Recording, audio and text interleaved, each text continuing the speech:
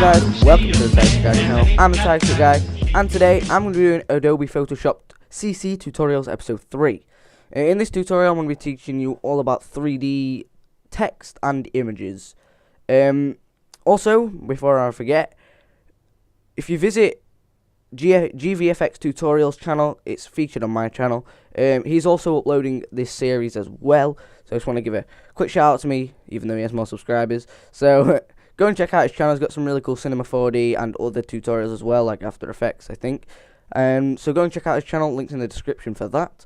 And we're going to get straight into it. So for this one, I'm not going to carry on with the banner, seeing as it's easier for me to just put it in on a blank thing. So I'm just going to go for the new, start in 3D, oh, sugar, 3D, international paper, and then A3. And if you want to, I don't know why, but they didn't put orientation on it. So what I'm going to do is I have to change this round to 420 and 297. So that's how you change the orientation, because for some reason they didn't think of putting an orientation thing in, but that's fine. And there we go, white background. And for text, all you've got to do, as I've shown you, is click the text tool here. It's going to get a nice big font. Where is it? I quite like, unless I've not got it on here. I don't seem to have. No. So I'm just going to go for something quite big. Wait for all these to load. And that one looks okay. So then size up here, colours there. Obviously I don't want it in white on white, so I'm just going to put it black. And then 150 points big, so I'm just going to put hello. Ooh. And that's my text in there. Obviously if you don't want it 3D, leave it like that. But if you do, you got to go back into the text toolbar, click 3D like this. Apologise in advance for this, because 3D does lag a little bit, but it's I don't think it's too unbearable. But I'm sorry if it is, so a bit laggy. It will not always lag like this. I mean, when I'm on my gaming PC, it doesn't lag like that. But, you know, there's quite a big difference in specs from my Mac to my gaming PC. But whatever. In 3D, if you have a Blender Cinema 4D, then it works pretty much the same way with the arrows. So you can click that up to drag it up. Click that to drag it side to side. And then click the blue arrow here to bring it forwards and backwards. And wherever you have it on this page will how it will look without the. So it doesn't really matter where you put it. Even if it's below the floor here, that's just where the reflection will go. So if I just put it like that. If you click on it, then you've got all your reflections and things like that. But I'm not going to mess around with those now, so you just experiment with those. And then you got your extrusion down here, which basically is how long it is. So if I do that, it's going to be really long. And that looks pretty cool. But if you do it the other way, obviously it's going to come out at you instead of be away. It does show you a little preview of how it was, so you can put it back.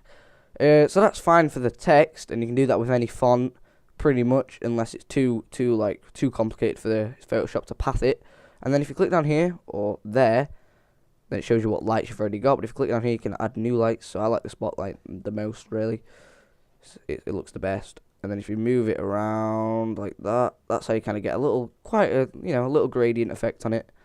And it looks pretty cool. You can move the spotlight in exactly the same way as you can with the text, and you can also make it bigger and smaller as well. So if I go back out of this now, just click the text again, and you can see how it looks just on the white page. I think it looks pretty cool as far as basic 3D text goes. And then just click layers here to go back to your layers. You can also make objects 3D, but not in the same way. So if I just open my logo real quick, wait for it to load.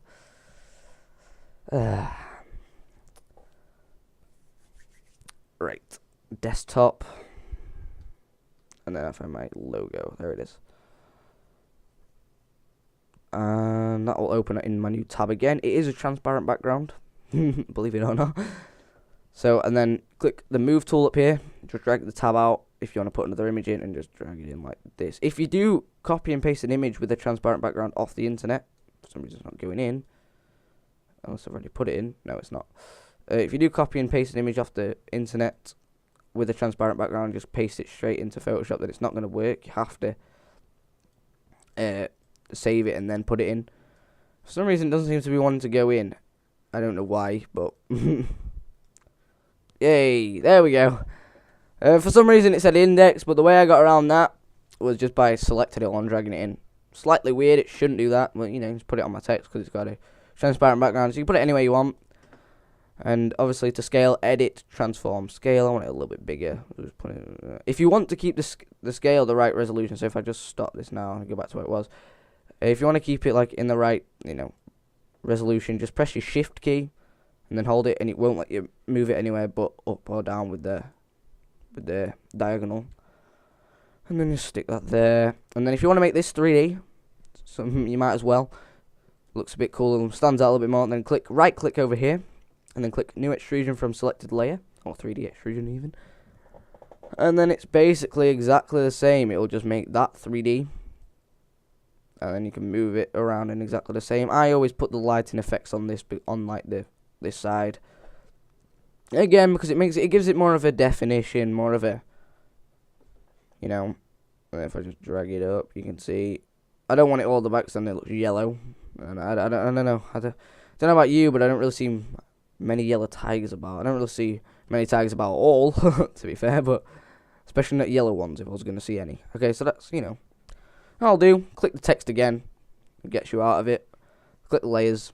And there you go. That's your 3D 3D images. You can do that to pretty much anything. Helps it have a transparent background so it looks cooler.